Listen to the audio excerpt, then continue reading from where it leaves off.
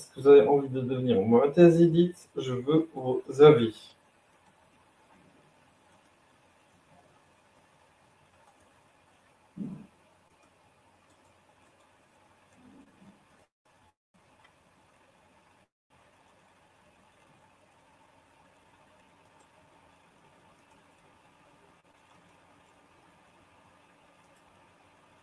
Abou Hijra, il y a une question, on ne s'est pas posée. Je pense qu'il faudrait qu'on la pose un de ces quatre.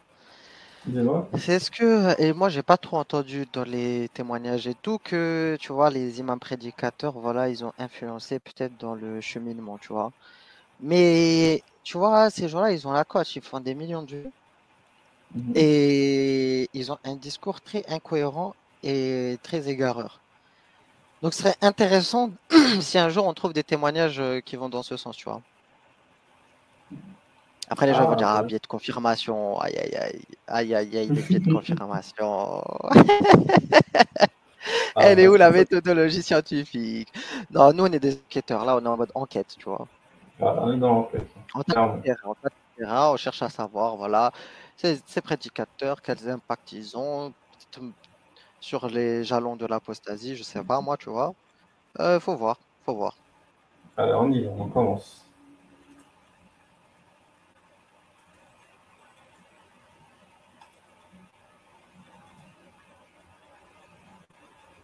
Allah dit dans le Saint-Coran, dans la sourate Yusuf, alayhi salatu wassalam, فَإِنْ كَانَ قَمِيصُهُ قُدَّ مِنْ دُبُرٍ.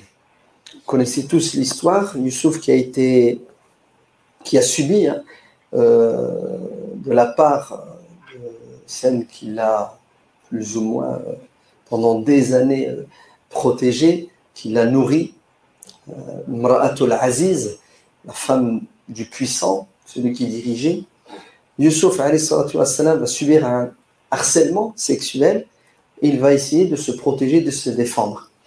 Et ça va se terminer avec quoi? Ça va se terminer avec un flagrant délit où cette femme accuse injustement Yusuf de l'avoir harcelé et Yusuf rejette l'accusation. Une tierce personne va entrer dans le débat et apporter une preuve indiscutable que Yusuf est victime. Abou Hijra, La preuve, c'est quoi? C'est nous allons. Ouais, vas-y, dis-moi. est-ce que tu crois que c'était des accusations islamophobes à cette époque-là? Ah, excellent. Ah oui, très Non, mais c'est possible. vrai, c'est des C'est possible. accusations islamophobes, tu vois. Ils ont Moi, je voulu pense que détruire le... Pharaon est Ils ont... premier islamophobe. Bah oui, ils ont voulu détruire le plan d'Allah. Ouais, Certes, ils ben, n'étaient pas au courant que Allah était le maire des stratagèmes, tu vois. il se rappelle. Ouais, ça. Observer, dit-il, la chemise, la tunique de Youssouf. Si elle est arrachée par derrière, c'est bien la preuve qu'il fuyait cette femme. Par contre, si elle est arrachée par devant, c'est la preuve qu'il voulait se jeter sur elle et qu'elle s'est défendue.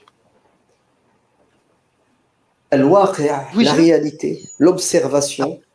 Ah, bah, on arrête. Ouais. t'as pas remarqué dans les récits religieux toujours des preuves bizarres comme ça? Ah, Genre si le mec est habillé comme ça, c'est un roi, mais s'il vient comme ça, c'est un prophète. S'il agit comme ça, c'est un prophète, sinon c'est un homme. Si, tu toujours des tests à la con comme ça, tu vois, des tests empiriques bizarres, tu vois ce que je veux te dire? Genre c'est curieux, tu vois, ils attendent. Après, je sais pas, parce tu vois, ils nous parce parlent de qu'en biais de vrai, confirmation. Mais attends, en vrai, il aurait pu, genre, déchirer sa chemise, il aurait pu la déchirer par derrière, tu vois, pour l'enlever. T'en as qui enlèvent, par exemple, leur vêtement par devant, t'en as, je sais pas, quand tu retires ton t-shirt, t'en as qui le tirent par devant, et t'en as qui le retirent par derrière, tu vois, c'est deux méthodes différentes. Ben, peut-être que lui, il aurait pu déchirer sa propre chemise pour se jeter sur elle, genre en mode il se dénude. Ou je sais pas. En fait, je suis désolé, il y a plein de manières de voir les choses. Eux, c'est bon. Ils te disent si c'est par derrière, c'est bon, c'est sûr. Il a voulu s'enfuir. Si c'est par devant, c'est sûr. Genre, pour eux, c'est binaire. Il n'y a pas d'autre manière de voir le monde. Ils sont limités, ils sont restreints.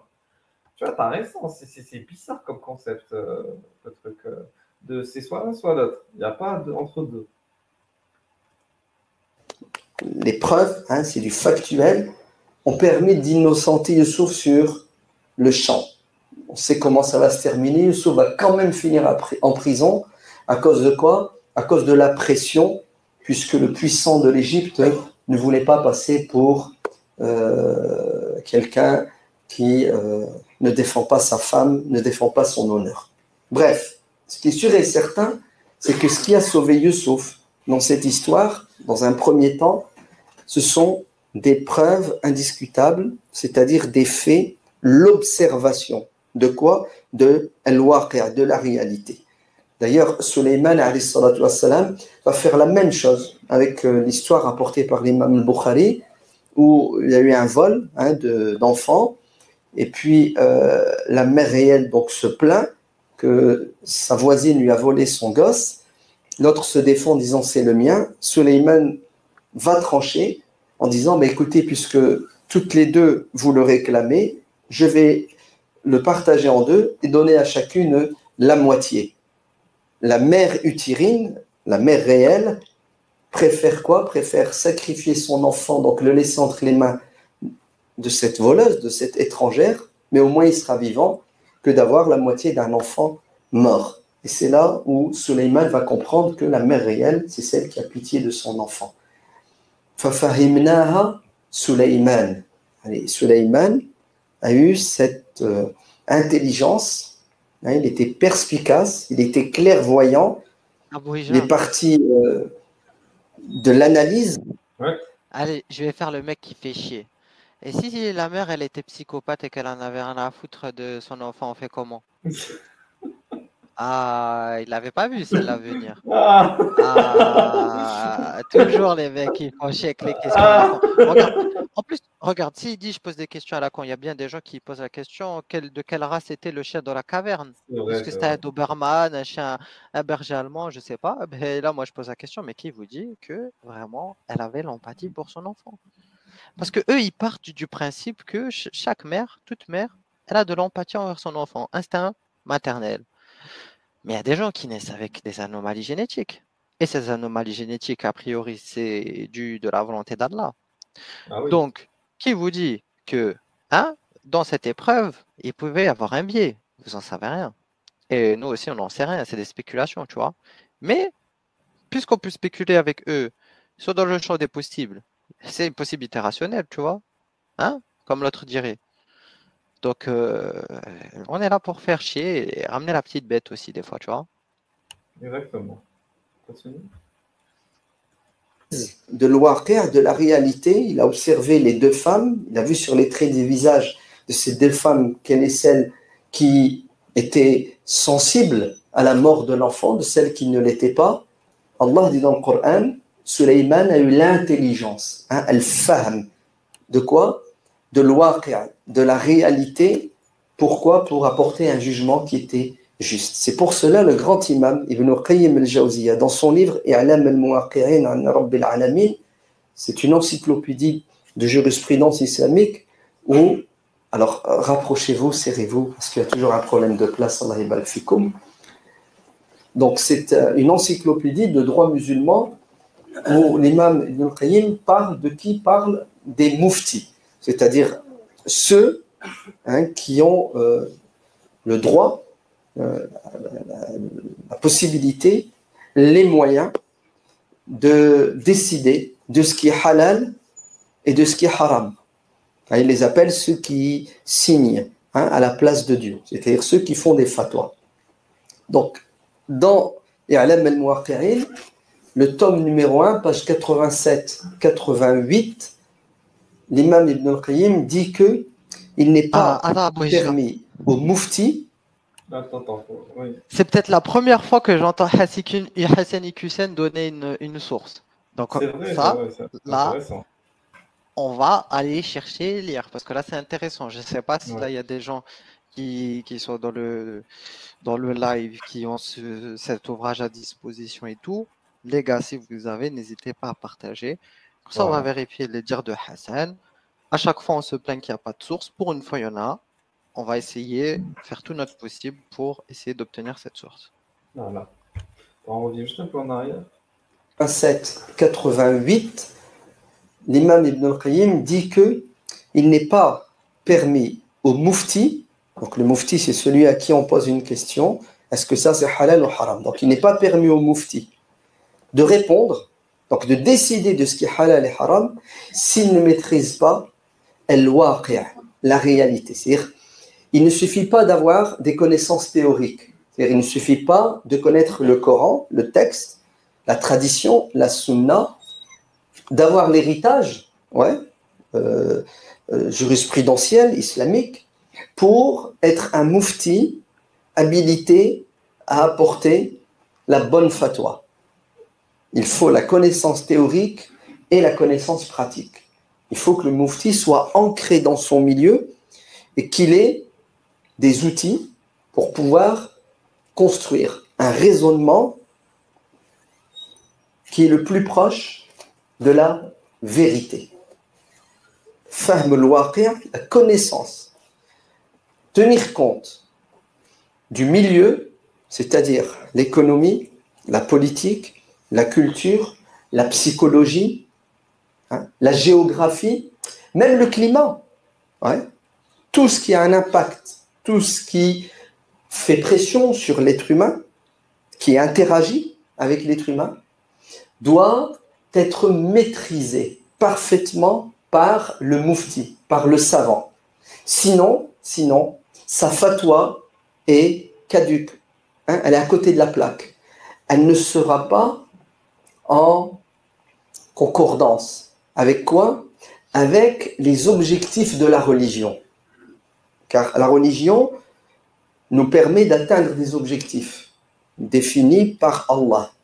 Et vous savez tous que l'objectif principal de cette religion, c'est la réussite spirituelle, psychologique et matérielle sur terre et dans l'au-delà. La réussite, elle est spirituelle et matérielle sur terre et dans l'au-delà. Dans l'au-delà, le paradis est aussi matériel. Ce n'est pas un paradis virtuel, c'est du matériel. On boit, on mange, on dort, ou on brûle, etc. Donc, c'est ça l'objectif. On brûle, ah oui, on brûle pour l'enfer. Mais il n'a pas précisé en baise. Ça, il a pas voulu. Pourtant, c'est le réel. C'est dans ça dont on parle le plus. Voilà. L'objectif du din. Pour atteindre cet objectif, il faut la maîtrise du texte et la connaissance parfaite du contexte dans lequel la religion va être articulée. C'est-à-dire, le din, ce n'est pas pour les anges qui vivent dans le ciel, qui n'ont pas de passion et qui ne subissent pas de pression. Le din, c'est pour des êtres humains comme vous et moi, avec nos faiblesses, avec nos manquements, mais aussi avec nos envies, nos aspirations, mais surtout avec une réalité qui pèse sur nos épaules, positive ou négative. C'est clair? Je résume. Ibn Qayyim al-Jawziyya a dit, le mufti, donc celui qui décide de ce qui est halal et haram à la place de Dieu, à la place de son prophète, parce que vous savez tous que le Coran c'est 6236 versets, les hadiths du prophète alayhi salatu wassalam, à tout casser c'est 10 000 hadiths, mais la plupart ne parlent pas de halal et de haram. Donc le halal et le haram c'est une question d'actualité. Et tous les jours on soulève des problématiques, on pose des questions. À qui on va les poser? À Dieu? Au prophète? Non. Ah, donc du coup, il est en train de dire que la législation, elle revient pas que à Dieu et à son prophète. La législation, elle revient à des êtres humains qui ont une connaissance empirique des choses. Donc là, il est en train de contredire ceux qui disent non, mais la législation, c'est que le prophète qui légifère, c'est que Allah qui légifère. On n'a pas le droit de légiférer. En gros, nous, on ne suit pas la religion des hommes, on suit la religion d'Allah. La jurisprudence, elle vient d'Allah, c'est Allah qui décide. Ben non, on voit très bien que le prophète, il est mort. Allah, il est aux abonnés absents. Donc, qui légifère? C'est des hommes, c'est des êtres humains, c'est des mouftis. Il faut arrêter de dire que c'est Allah qui légifère et que c'est le prophète qui légifère.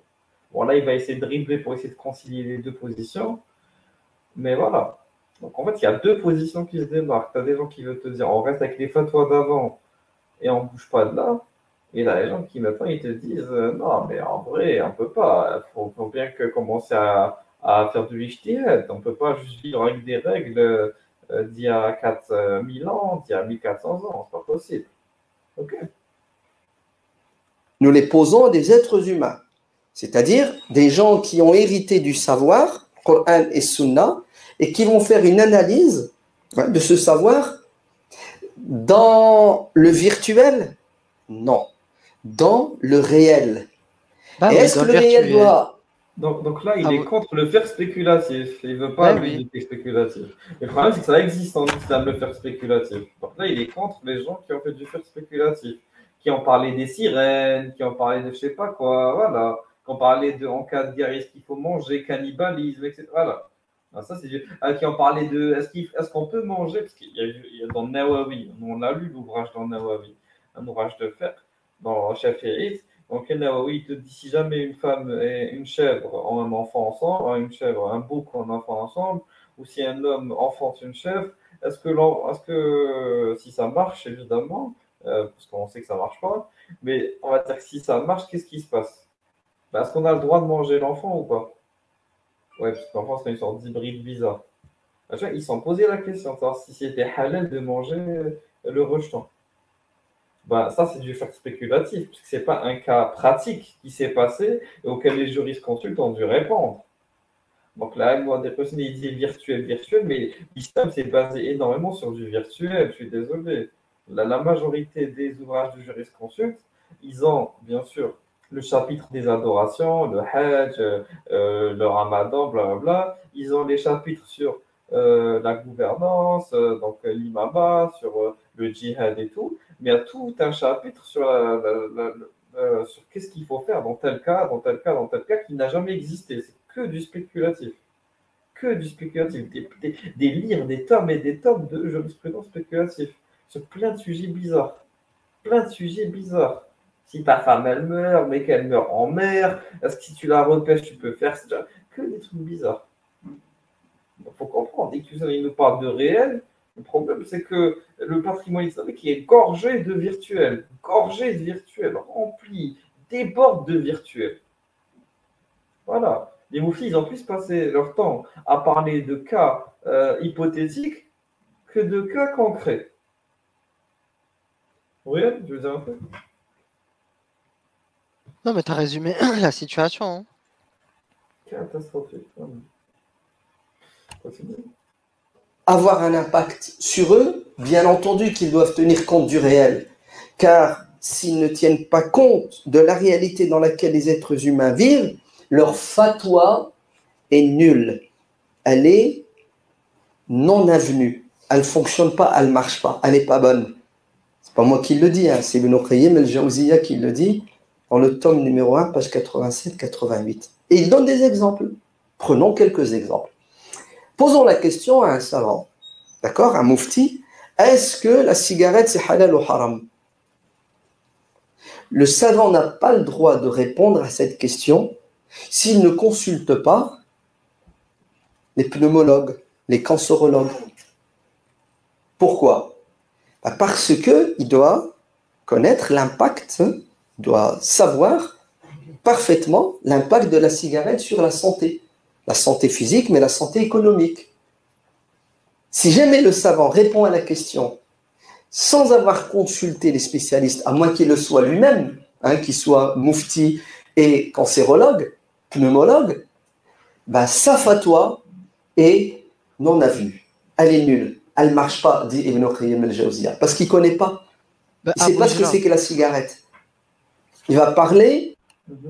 Mais dans ce cas-là, les Uthaymeen et compagnie, ils sont HS, mec. Ah, totalement. Ils sont pas au top. En fait, le problème, il est là. Nous, on a déjà dit, ok. Hassan Hussein nous a donné une source par rapport à la fatwa. Ok. Par rapport au jurisconsulte, tout ça. Ok, d'accord, non avenu, il n'y a pas de souci. Mais la question, qui peut être jurisconsulte? Il te dit, il faut maîtriser le contexte, je sais pas quoi. Mais aujourd'hui, en 2023, quelle discipline il faut pour un mujtahid faire des fatwas? Quelle science? Quelle science dure? Quelle science profane? Quelle science religieuse? Tu vois? Et il n'a pas précisé ça, par contre. Ah, c'est vrai. C'est vrai, c'est vrai. Sans connaître la réalité de la cigarette. C'est pour ça ceux qui, il y a 100 ans, il y a 200 ans, il y a 300 ans, qui ont dit que la cigarette est makrouh. Makruh, ça veut dire détestable. Détestable. Ça veut dire il vaut mieux éviter. Hein. C'est pas haram, mais laisse tomber. En sachant que certains disent non, non, non, c'est halal, il n'y a rien qui l'interdit. Ces savants, ou plutôt les fatwas de ces savants-là, sont périmés, obsolètes. Parce qu'en 2019, on sait ce que c'est que la cigarette et on connaît les impacts négatifs de la cigarette sur la santé de l'homme. À la lumière de ces connaissances scientifiques, la cigarette ne peut être que haram parce que aussi bien le Coran que la Sunna nous disent que nous n'avons pas le droit de nous détruire. وَلَا تُلْقُوا بِأَيْدِيكُمْ إِلَى التَّهْلُكَةِ وَلَا تَقْتُلُوا أَنفُسَكُمْ. Ne vous détruisez. On n'a pas le droit de se donner la mort, même lentement. On doit préserver la machine que Dieu nous a donnée gratuitement qui s'appelle le corps.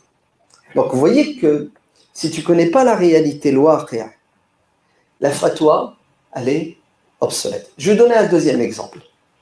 C'est le converti. Oui, Il est musulman, alhamdulillah. Son père n'est pas. Oui. mais au-delà de la fatwa là, et tout, si par exemple, c'est intéressant. Si par exemple on prend le cas du hadith de l'urine du chameau, on peut voir les choses sous deux angles. Soit, il y en a, ils ont, comme c'est, tu vois, nous on dit c'est catastrophique et tout, il y en a, ils ont essayé de prouver que c'était bénéfique, thérapeutique, tu vois. Bon, on a prouvé qu'il n'y a rien. Enfin, on a prouvé, ils ont prouvé, moi je sais pas, de toute façon, c'est pas un argument, j'en sais rien, tu vois, s'il y en a qui veulent boire de la pisse de chameau, allez en Arabie Saoudite, ils vendent ça en canettes, hein. Il y en a qui boivent des bières, il y en a qui boivent des canettes de pisse de chameau, qu'est-ce que tu veux que je te dise? Il faut bien qu'il y ait un marché pour tout. S'il y a des gens pour acheter cette merde, qu'est-ce que tu veux que je te dise? Mais dans tous les cas, ils n'ont pas réussi à trouver une quelconque vertu thérapeutique. Bon, ok. Est-ce que sur cette base-là, il va rejeter le hadith, par exemple, Hassan et Hussein? Est-ce que la méthodologie, c'est de dire, à l'aune des connaissances scientifiques, on va rejeter ou non des hadiths? Je sais pas, peut-être, c'est ça la nouvelle méthode, tu vois. C'est un peu comme Ousmane Timera, peut-être qu'on a un nouveau principe. C'est vrai. Pas musulman. Son père décède et il laisse un héritage de plusieurs millions d'euros. Il questionne le Mufti. Le Mufti lui dit haram, tu n'as pas le droit. C'est quoi? Attends, quand même, dans le cadre hypothétique, il a quand même parlé d'un mec héritage millionnaire, hein, comme si c'était le cas vraiment le plus banal, commun, tu vois, le plus commun, le plus banal, le plus anodin. le mec, il doit être dans une mosquée du 9-3, mec, maximum, les gens, ils sont propriétaires, tu vois, sans dénigrer le 9-3, tu vois, mais voilà, s'il y avait des millionnaires, ça se saurait. Et voilà, donc il nous parle d'un cas hyper hypothétique. Je sais pas. En fait, je sais pas pourquoi il ramène de la frustration dans le cœur des croyants. débat, tu vois. Voilà, je sais pas, mec, tu vois, tu parles de millions d'euros. Tu vois que ça soit Hassan, que ça soit, je sais pas, d'autres imams, toujours millions d'euros, millions de Hassanettes, millions de trucs. Tranquille, les gars. Parle d'un héritage, voilà, cadre truc. Est-ce que c'est halal, haram, tout simplement, pas pourquoi vouloir donner des montants? Moi, je comprends pas. Sur ce que tu as dit tout à l'heure. En fait, le problème Après, d'un certain côté, il a raison, mais je suis désolé. Il faut comprendre un truc. C'est que quand on dit la cigarette, blablabla, ça peut être considéré comme halal et tout, c'est parce qu'en fait, c'est votre méthodologie qui veut ça. Vous avez une méthodologie, chez les sunnites, enfin, on va dire, dans la jurisprudence islamique sunnite, il y a différentes approches méthodologiques. Il y en a qui sont littéralistes, qui refusent de faire l'analogie, ou qui vont essayer de restreindre, comme les zahirites. Il y en a qui vont littéralement refuser, il y en a qui vont restreindre l'analogie, comme les hanbalites. Le Shafi'i aussi n'aime pas trop l'analogie, il réprouve ça. C'est pour ça qu'il a condamné l'istihbab c'est un principe sunnite qu'ont élaboré les hanafites. Voilà. Donc le problème, c'est que chez vous, vos savants de référence, ils n'aiment pas trop commencer à faire de l'analogie à partir de ce qui est déjà connu. Et comment ça se fait que maintenant on interdit la cigarette? On n'avait pas la cigarette à cette époque-là. Il n'y a pas de hadith qui interdisent clairement la cigarette. Ok? On fait l'analogie avec l'alcool, parce que quand ce qui nuit à la santé, donc est haram. Oui, mais le problème, c'est que ça reste une analogie. Et si on suit beaucoup de vos, je ne vais pas dire la majorité, mais beaucoup de vos savants de référence, il faut restreindre l'analogie, il ne faut pas l'utiliser juste comme ça. Donc, le problème, c'est que Hassan, bon, là, dans l'exemple de la cigarette, allez, on peut accepter l'analogie parce que là, maintenant, on a établi clairement que ça impacte la santé. Mais dans d'autres cas, c'est pas aussi clair que ça. C'est pas du tout aussi clair que ça. Tu parles d'empirisme et tout, mais l'Allahisme, il te dit que, ok, empiriquement, si tu veux, il y a ça, il y a ça, il y a ça, mais si le prophète l'a rendu halal, c'est halal. Mais si le prophète l'a rendu haram, c'est haram. Tu vois, par exemple, ouais, si on dit maintenant, le porc, ok, on peut le prouver, on peut le prouver. Le porc, bien traité, bien élevé, avec sa viande, tu vois, bien conservée, etc. Il n'y a aucun risque qui est de potentiel parasite transmis par la viande de porc. Aucun. Bien cuisiné, c'est hyper bon. Voilà, il n'y a pas de problème au niveau, à un niveau bactériologique. Voilà, rien du tout. Si tu le manges, tu es en bonne santé. Est-ce que pour autant, ça devient halal de manger du porc ou pas? Ah non. Ben non. Donc il y a un conflit entre empirisme et idéalisme.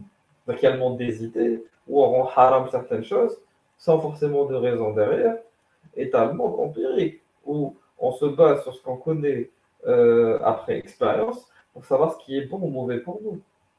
Donc désolé Hassan, là tu nous sors que des exemples qui vont dans ton sens, mais moi je peux te citer plein d'exemples qui ne vont pas dans ton sens, et tu ne sauras pas y répondre. Tu ne sauras pas y répondre. Sache-le. Je continue. Parce que voilà, c'est bien beau de dire l'islam, c'est le Coran et la Sunna et aussi l'empirisme. Mais qu'est-ce qu'on fait quand il y a un conflit entre empirisme et Coran et la Sunna? Ben là, vous avez privilégié normalement le Coran et la Sunna. Donc au final, l'empirisme, c'est toujours ce qui vient en dernier. C'est d'abord le Coran et la Sunna. Donc les gens, par exemple, qui rendent la cigarette halal sur la base que c'est pas écrit dans le Coran et dans la Sunna que la cigarette c'est haram. Ben, techniquement, ils ont raison. Ils s'en foutent de Ben, l'empirisme. attends, Tu vois ce que je veux Abou dire ou Hijra, pas? Voilà. attends, tu parles de cigarettes, mais attends, on a le champion en tête, Ousmane Timéra. Il a dit que fumer pendant le ramadan, ça va, c'est cool, ça casse pas le ramadan. Voilà. Voilà. Donc, tout simplement. Exactement.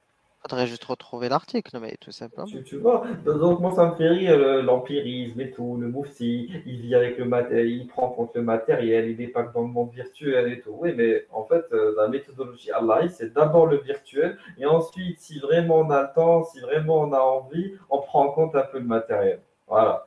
C'est d'abord le virtuel, c'est d'abord Momo et le prophète, Momo et Allah. Et après, on va voir si potentiellement on peut intégrer le matériel. Voilà. Bon, on continue. Alors, on revient sur le cas hypothétique. Attends, je reprends juste un peu. Voilà. Pas musulman. Son père décède et il laisse un héritage de plusieurs millions d'euros. Attends, on reprend. Ce n'est pas la réalité, l'ouaqi'. Vas-y. La fatwa, elle est obsolète. Je vais donner un deuxième exemple. C'est le converti. Ok. Il est musulman, alhamdulillah. Son père n'est pas musulman. Ok. Son père décède et il laisse un héritage de plusieurs millions d'euros. Il questionne le moufti. Le moufti lui dit haram, tu n'as pas le droit d'hériter de ton père parce que ton père n'est pas musulman. Voilà, ça c'est la jurisprudence islamique. Voilà. On l'a écouté la dernière fois que tu étais avec moi. Le kafir, le musulman, la yurit, mais min al kafir. Voilà. On va dire, on traduit donc le musulman n'a pas le droit de recevoir un héritage voilà, du café. Voilà, je m'écris. Voilà, il n'a pas le droit de recevoir. La filiation, ça ne permet pas de recevoir un héritage en islam. Il faut valider la condition de la piété, de la foi. Parce que l'imam al-Bukhari rapporte, d'après Oussama ibn Zayd, que l'enfant musulman n'hérite pas de son père qui n'est pas musulman. Voilà. Hein, l'enfant vous avez compris. Musulman ne prend pas les biens, l'héritage de son père qui n'est pas musulman. Voilà, c'est clair. Il est clair et évident que cette fatwa n'est pas d'actualité. Ah. En fait, il est marrant, c'est juste que là, il a la rage parce que le fric il rentre pas. Il dit c'est pas d'actualité, voilà. Ah, désolé, il est trop fort. Ah là, je suis mort. Mais comment ça? C'est comme si mec, je te dis le djihad, il n'est pas d'actualité. Là, ça c'est pas d'actualité, les frères. c'est bon. Voilà, l'esclavage, voilà, c'est pas d'actualité puisqu'on l'a abrogé, donc c'est bon, on annule. Allah, il nous a pas halal l'esclavage. La dimitude, c'est pas d'actualité. Donc la dimitude, c'est plus. Non, mais là, c'est de la folie. Là, on peut tout rendre haram, tout rendre halal. Là, c'est de la folie. Donc là, il ne me dit pas qu'il va rendre halal l'héritage du kafir. Non, ne me dis pas qu'il va faire ça. S'il te plaît, ne me dis pas qu'il va faire ça. Elle est obsolète. Mais non. Pourquoi? Parce qu'elle va en contradiction flagrante avec les objectifs du dîn. Les objectifs du dîn, c'est quoi? C'est que le musulman doit être fort. Doit être fort financièrement aussi, pas seulement. En fait, Abu Hijra, elle est là. En fait, regarde, là, s'il parle en termes de maqasid sharia, oui, il a raison. Mais le problème, c'est quel est ton madhab, quel est ta aqida? C'est ça. Parce que c'est facile de parler de maqasid sharia, mais les maqasid de toi, c'est pas les maqasid de MDS. C'est ça. Voilà, tu vois. Et les Hanbalites, ils s'en foutent des maqasid, par exemple. Les Ash'arites qui ont les maqasid, c'est Razali qui a les maqasid, c'est lui qui a établi ça. Donc Razali, c'était pas un Hanbalite, c'était un Ash'arite. Donc là, il est en train de clairement définir un peu là où il tourne, là où il traîne. Voilà, il traîne dans le frérisme, Ash'ari, fait le driblage. Mais le problème, mec, c'est que les maqasid, ils remettent pas en question. En fait, comment t'expliquer? Quand il dit que la fatwa, elle est obsolète, en gros, il est en train de me dire qu'à l'époque de Bukhari, ça n'existait pas un père kafir riche et un converti, donc enfant pauvre. Ça n'existait pas, ça. Ben, ça existait à l'époque de Bukhari. Pourtant, ça n'a pas empêché qu'ils rapportent le hadith et qu'ils en fassent une fatwa. Genre, à l'époque du prophète, ça n'existait pas des koufars riches. Ça n'existait pas des enfants de koufars qui héritaient d'eux. Bah, si le prophète il a énoncé cette fatwa, ce hadith, c'est qu'il était au courant de ça. Vous prenez le prophète pour un débile. En fait, là, ok, il y a les maqasid et tout, mais à un moment donné, il y a un principe aussi de cohérence avec le dogme. Ça, tu ne peux pas transformer le dogme juste parce que ça n'arrange pas les maqasid, tu vois. Donc là, il est en train de dire on peut remettre en question des fondamentaux juste pour que ça coïncide avec les maqasid. Je suis désolé. Donc là, ils sont en train il est en train de te dire quoi? Il peut te dire, je peux détruire les fondamentaux, je peux détruire littéralement les piliers du dit, les bases du dit, pour répondre aux objectifs, les maqasid, pour ceux qui ne comprennent Non, pas mais là, ce l'arabe, qu'il dit, les en fait, objectifs. ce qu'il dit, Voilà. en Voilà. d'autres termes, la fin justifie les moyens, mec. Voilà, tout Voilà. simplement. Mais les moyens entraînent la destruction des fondements, tu vois, parce que c'est un fondement que un musulman, il n'hérite pas du kafir. Voilà. On doit couper la filiation entre les deux. Pourquoi? Parce qu'en islam, la seule filiation qui compte, c'est la filiation agréée par Allah. C'est pour ça que Shafi'i, dans sa fatwa, il a dit qu'un père, il pouvait coucher avec sa fille née hors mariage. Voilà. Une fille qui aurait eu d'adultère, il peut coucher avec elle. Parce qu'il n'a pas eu dans un cadre marital. Faut comprendre, en fait. Faut comprendre, les gars. Faut comprendre. Faut comprendre que là, ce qui est en train de se passer, c'est beaucoup plus technique que ce que vous pensez. Moi, je ne pensais pas qu'il y avait ça dans cette vidéo. Je suis content de voir ça. Donc, déjà, dans cette vidéo, on a une source intéressante qu'on peut exploiter. Et à la fin, une réflexion pertinente. C'est est-ce qu'au nom des maqasid, on peut remettre en question les fondements? Moi, je dis non.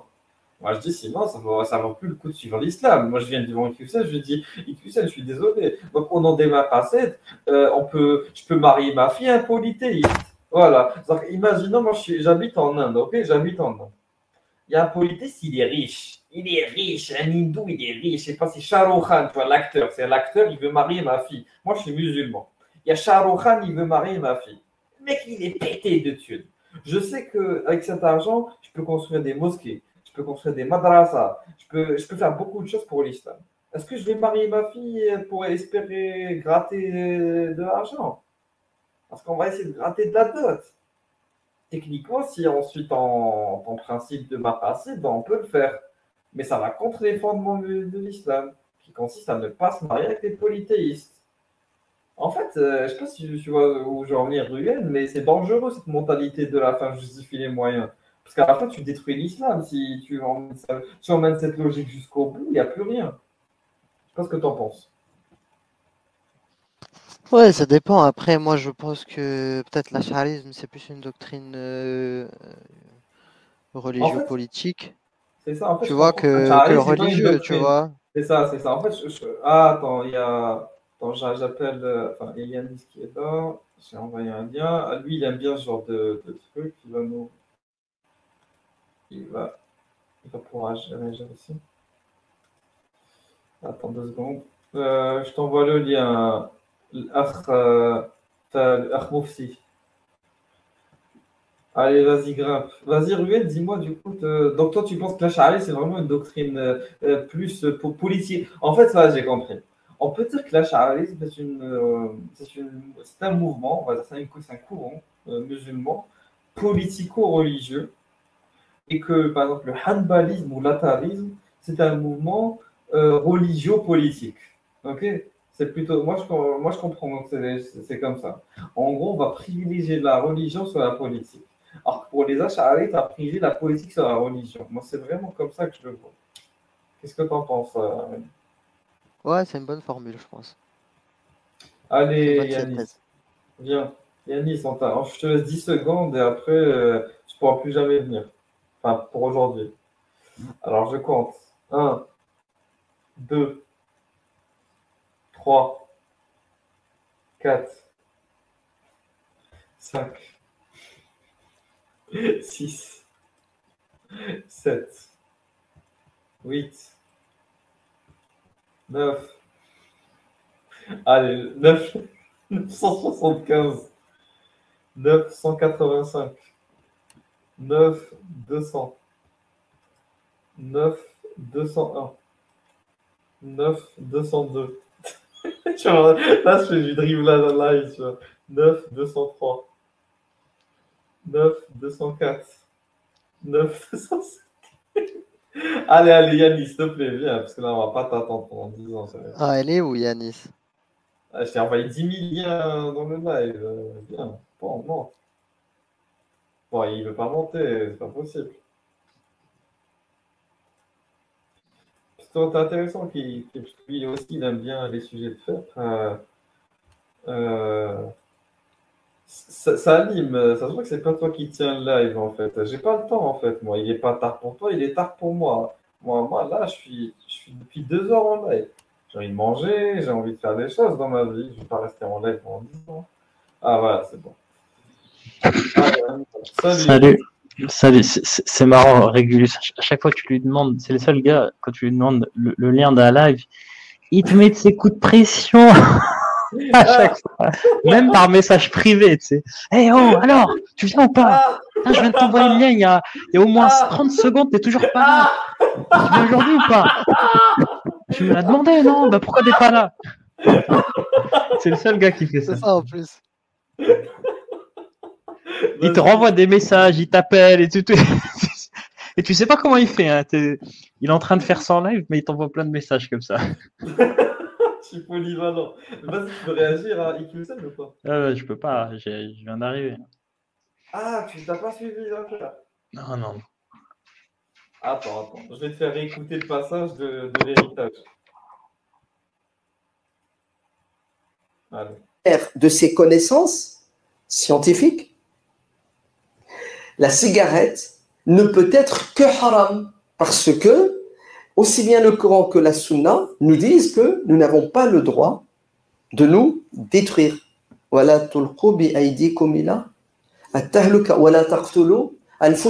vous détruisez. On n'a pas le droit de se donner la mort, même lentement. On doit préserver la machine que Dieu nous a donnée gratuitement qui s'appelle le corps. Donc vous voyez que si tu ne connais pas la réalité, la fatwa, elle est obsolète. Je vais donner un deuxième exemple. C'est le converti. Il est musulman, alhamdoulilah. Son père n'est pas musulman. Son père décède et il laisse un héritage de plusieurs millions d'euros. Il questionne le mufti. Le mufti lui dit haram, tu n'as pas le droit d'hériter de ton père parce que ton père n'est pas musulman, parce que l'imam al-Bukhari rapporte, d'après Oussama ibn Zayd, que l'enfant musulman n'hérite pas de son père qui n'est pas musulman. Tu vois, Abu Jara. L'enfant musulman. En fait, Hassan, quand il veut, il peut sortir des sources, c'est ouf, mec. Oui, il ne se fatigue Quand il pas. dit C'est tout. que, en fait, c'est grave, mec. Tu vois, là, il a Bukhari, Oussama ibn Zayd, il n'y a pas de souci, il te cite le hadith. Mais d'habitude, tu vois, ils sont dans le flou artistique. Mais là, quand. En plus, il valide l'orthodoxie. Mais pour son dribblage, il est obligé d'appuyer sur des sources authentiques pour dire voilà, c'est vrai, mais c'est pas acceptable. Non, non, C'est non. un tueur, c'est un tueur. Yanis, attends, j'ai fini. Ne prend pas les biens, l'héritage de son père qui n'est pas musulman. Il est clair et évident que cette fatwa Et d'obsolète. n'est pas d'actualité. Elle est obsolète. Waouh. Pourquoi? Parce qu'elle va en contradiction flagrante avec les objectifs du dîn. Les objectifs du dîn, c'est quoi? C'est que le musulman doit être fort. Doit être fort financièrement aussi, pas seulement physiquement et spirituellement. C'est que du positif. Il y a la maslaha, il y a l'intérêt. Ah, la maslaha. Il est fort, franchement, il est fort. Il maîtrise Ah, mais les concepts. c'est incroyable parce que ce n'est pas une fatwa qu'il prétend obsolète. Bah oui. C'est un verset. C'est un verset du Coran. En fait, là, le verset dit littéralement vous n'héritez pas d'eux, ils n'héritent pas de vous. Et son argument, moi je veux bien, hein, je suis tout à fait d'accord. Et d'ailleurs, j'encourage les musulmans à faire de même pour vivre avec leur époque de contextualiser les versets, etc. Voilà, il n'y a pas de souci. Mais quel est le contexte, en quoi le contexte a évolué à l'époque? Je veux dire, il dit aujourd'hui il faut être fort, mais à l'époque aussi, d'autant Ouais, plus qu'à c'est l'époque, jamais. leurs parents étaient païens. Donc, leurs parents étaient païens. Donc là, tu avais une génération de papas païens, et souvent, en tout cas d'après la tradition, des jeunes convertis qui ont suivi le prophète et qui ont laissé leur papa à la Mecque. Donc voilà, c'était une situation. Et en plus, ils manquaient d'argent parce qu'ils voulaient faire la hijra. Donc ils étaient affaiblis. Donc hériter à ce moment-là, c'était juste après une hijra, c'était encore plus, ça aurait été encore plus utile que juste bah là, tu vis, tu fais ta vie en paix, t'es pas en guerre, t'as pas fait la hijra et tu as besoin d'argent, quoi. Et à la rigueur, ce verset, il était encore plus, il nous est moins utile aujourd'hui qu'à l'époque. Du coup, je comprends pas quoi l'évolution du contexte qui leur obsolète. On continue. Pas de mal à ce que tu prennes l'héritage de ton père qui n'est pas musulman. Au contraire, ça t'enrichit, 2 millions, t'arrêtes de travailler, tu fais une sadaqa à la mosquée, etc., etc. Donc pourquoi interdire quelque chose qui n'a pas lieu d'être interdit parce que concrètement, réellement, il n'y a rien de négatif? Vous allez me dire, mais si, c'est interdit. Tu viens nous a cité un hadith où Oussama ibn Zayd a dit que le prophète a dit, c'est dans le Sahih de l'imam Muslim. Mais ça, c'est notre compréhension littéraliste des textes sans tenir compte des objectifs de la religion et de l'impact du texte sur la réalité, sur le vécu de l'individu. C'est-à-dire, non, tu vas quand même pas qu'on accepte que la religion, elle doit changer en fonction de l'impact sur la réalité. Eh oui, il y a des choses dans la religion qui changent, qui évoluent. Non, là, c'est trop. Là, c'est trop. Bah, après, Abu Hijra, c'est un peu, comme dirait l'autre, l'épistémologie de la réalité, tu vois. C'est-à-dire que les mecs, en fait, ce qu'ils sont en train de te dire, c'est qu'ils partent de la réalité, tu vois, des possibilités, et ils vont définir la charia sur cette base, en fait, tout simplement. Mais Il du y a coup, des l'islam, c'est que contradictions, c'est pas l'islam. grave, il y a le maqasid. Oui, mais ils sont plus dans une logique politique qu'autre chose, tu vois. Eux, ce qu'ils Voilà, veulent, c'est ça. l'objectif, c'est le khilafa, tout simplement. C'est ça. Tous les moyens sont bons pour y parvenir. On peut s'allier avec les woke LGBT, on peut s'allier avec des débutants, on peut s'allier avec des tarés, il n'y a pas de souci, mais qu'on va ramener des prédicateurs sulfureux, des moins sulfureux, des laxistes. Les mondes des possibles, mais que dans une conférence, ils vont te ramener un taré, un laxiste. Le musulman, sa tête, elle est sonnée, tu vois. Il écoute un gars, il lui dit daraba, ou il lui dit je sais pas quoi, voter c'est haram. Hein? Et dans le même temps, après, il va te dire, quelques années après, non, mais voter, c'est bien, ça va, ça va. Mec, c'est de la folie. Ouais, mais ce qui me choque, c'est que voilà, il tait le fait que c'est inversé. Et je regarde en parallèle plusieurs sites Islam dit que Islam Web, Islam QA, ils disent tous que c'est un hadith. C'est un hadith. Ils disent oui, c'est un hadith, mais bon, tu peux quand même. En vrai. On va nous le verser, on va nous le verser. Ok, je vais chercher. Tu peux poursuivre la vidéo maintenant. Ça marche, merci beaucoup. Merci. Qui parfois étaient haram deviennent halal, parfois halal deviennent haram, en fonction de l'impact de ces choses-là sur les individus, sur la réalité, sur la société. Oui, mais du coup, ouais, c'est ça, c'est de la politique, t'as raison. Parce que, en fait, on ne peut pas construire une religion en changeant les dogmes. C'est pas possible, tu ne peux pas, comme ça, te revendiquer d'une doctrine qui va rendre quelque chose d'autorisé que c'était interdit, quelque chose d'interdit que c'était autorisé. Tu ne peux pas avancer comme ça, c'est pas possible. En fait, regarde, mec, lui, son principe, c'est de dire que le musulman, il doit être fort. Lui, ça, c'est son paradigme. Oui, à partir de là, mec, voilà. c'est le champ des possibles. Et il est là le problème, en fait. Il part de cette prémisse, et après, dans le reste, on a le champ des possibles. Exactement. Déjà, cette prémisse, elle est bizarre. Voilà, les gens, ils se posent la question, pourquoi Hassan est expulsable? Voilà, le collectif Exmuse donne une raison, un principe séparatiste, tout simplement. Voilà. En France, nous sommes égaux. Voilà, on ne reconnaît pas la hiérarchie entre les gens, le sexe, les individus, les handicaps, tout ça. En tout cas, dans l'esprit, c'est ça, tu vois. Si tu veux venir remettre en cause ce fondement, il n'y a pas de souci. Il faut juste venir le dire. Tu dis, voilà, moi, ce fondement d'égalité, ça ne m'intéresse pas. Moi, ce qui m'intéresse, c'est que le musulman, il soit fort. Tout simplement. Ça y est, il faut venir, il faut l'assumer, il n'y a pas de souci. Comment il s'appelle? Ou sinon, tu dis... Franchement, il est fort. Ouais. Ou sinon, tu dis la dimitude, ou sinon, tu dis, je sais pas, tu vois comment tu vois les choses. Bien sûr, tu peux pas parce que la loi. Donc, qu'est-ce que ça veut dire en fait?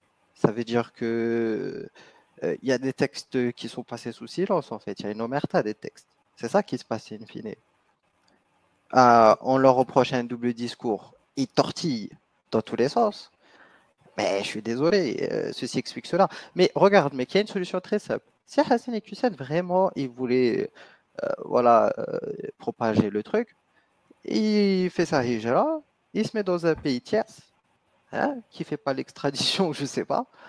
Il fait un prêche, ni vu ni connu.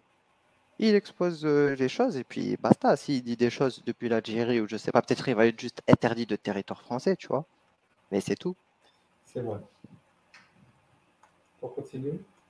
Société, bien sûr. La preuve, elle est toute simple. C'est que ça, là, hérité d'un parent non musulman. Est-ce que vous savez que, depuis toujours, les savants musulmans sont divergents? Certains disent c'est haram, d'autres disent c'est halal. Mu'ad ibn Jabal dit c'est halal. Muawiyah ibn Abi Sufyan dit c'est halal. Muhammad ibn al-Hanafiya. Attends, Muawiyah ibn Sufyan est en train de parler du... Je ne sais pas qu'on est en train de parler du même que je connais. Ah si, il parle de lui. Hein. Il est en train de parler de Muawiyah, le mec qui a combattu... Le connard. Le connard, quoi. Ah non, là, c'est trop... Là, c'est ça, c'est référence. C'est-à-dire que c'est un gars qui a été païen jusqu'au dernier moment. Tu vois. Et il a pris le pouvoir et il s'est empiffré, quoi. Il a tué plein de musulmans. Son fils, il a détruit la Kaaba. C'est catastrophique, son histoire. C'est lui la référence des Qsen. La référence des Qsen, c'est un musulman de la dernière heure, tu vois, de la dernière minute, comme l'a dit Yanis. Et son fils, il a littéralement été le pharaon des Arabes, le pharaon d'Islam, en fait. Le pharaon d'époque de Momo. Et le mec, il a détruit la Kaaba, il a buté le petit-fils du prophète. Ah non, catastrophe. Il a aussi créé la première dynastie de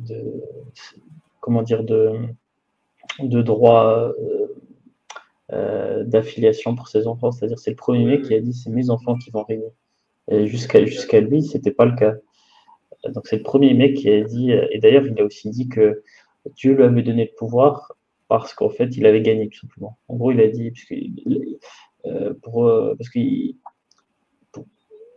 faut légitimer son pouvoir, et c'est le premier mec qui a dit la légitimation de mon pouvoir, c'est la force. Parce que j'ai gagné, c'est que Dieu m'a choisi en fait. Certes, avant lui, c'était oui, j'étais proche du prophète, j'étais de sa famille, etc. C'était ça la légitimation. Lui, il a dit c'est la force. Je vous ai défoncé, Donc, ça veut dire, et c'est intéressant, hein, parce que d'un côté, c'est pas illogique non plus, puisqu'il dit, Allah, il a voulu un califat sur terre.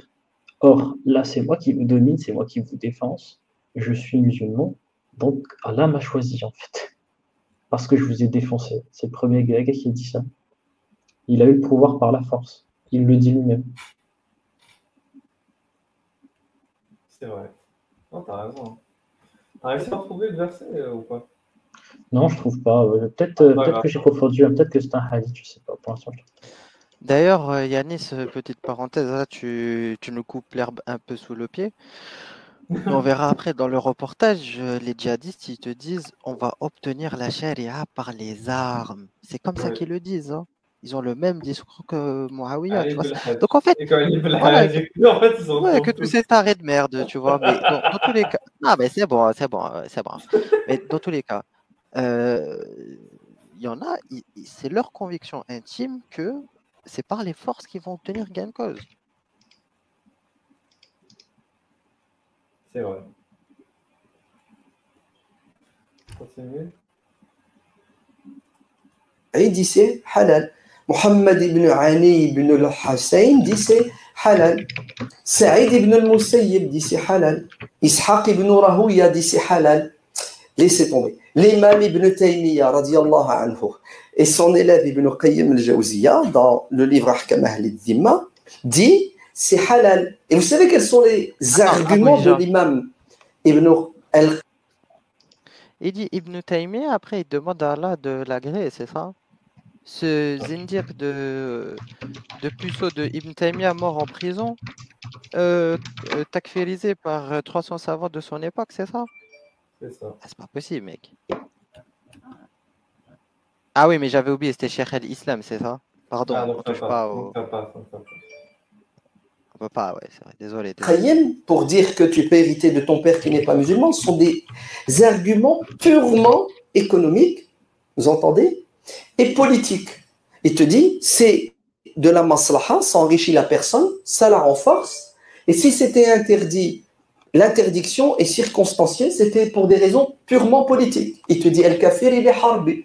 C'est-à-dire que tu n'hérites pas de ton père qui est un ennemi. C'est-à-dire qu'il interprète le texte, ouvrez bien vos oreilles, il interprète le texte, le hadith. Il va l'interpréter à la lumière de quoi? Du waqi', de la réalité. Le prophète a dit ça à un moment donné, dans une situation donnée, économique, politique, psychologique, tout ce que vous voulez comme hic. Et aujourd'hui, en l'an 1300, Ibn al-Qayyim dit non, la fatwa n'est plus d'actualité. Aujourd'hui, c'est halal pour telle et telle raison. Notre religion a une capacité extraordinaire À dribbler.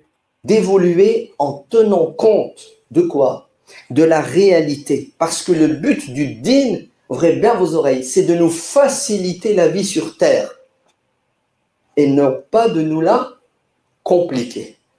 C'est pour cela la fatwa va changer, évoluer. L'imam Ibn al-Qayyim dit Mais ça sert à quoi d'être musulman au final en fait? Ça sert à rien de suivre un dogme qui change avec le temps. Autant pas être musulman. Et juste vivre avec la réalité tout court. Parce que le but d'être musulman, c'est d'adhérer à des principes. Si tes principes ils changent avec la réalité, autant directement suivre le réel et pas être musulman. Ça n'a aucun sens. si Ça n'a aucun sens d'être musulman. le mufti ne connaît pas Il est l'waqi', la réalité, s'il ne tient pas compte de la réalité, sa fatwa est obsolète. La bonne fatwa, c'est celle qui évolue, qui change à la lumière. Bon, on a compris, c'est bon, on arrête. On a compris. C'est bon, à la lumière de. Ouais, c'est bon. Bon, on va regarder. On commence à regarder les Daesh, c'est ça? On commence. Ouais, c'est ça, ouais. Alors, on va regarder ça. Ouais, on va regarder celle-là. Juste rapidement, on fait une petite pause. Café, tu connais, un peu là-bas, de thé. On recharge les batteries et on revient. Donc pendant la pause, je vais vous remettre l'intro. Elle est où l'intro? Attends. Elle est où cette intro? Je la retrouve pas. Ah, c'est bon. Ah, allez, on y va.